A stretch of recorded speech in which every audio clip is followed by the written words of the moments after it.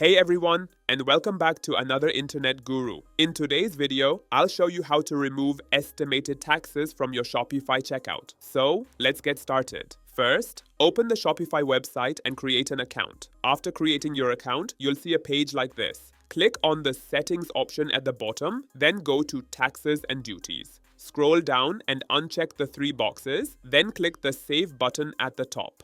Next, go back and click on Online Store. Then click on the three dots icon and select Edit Default Theme Content. In the search bar, type Taxes and remove the text from the Checkout General Errors tax boxes. Finally, click the top button to save your changes. And just like that, the estimated taxes will be removed. If you found this video helpful, don't forget to like, subscribe, and hit the notification bell so you never miss an update from another Internet Guru.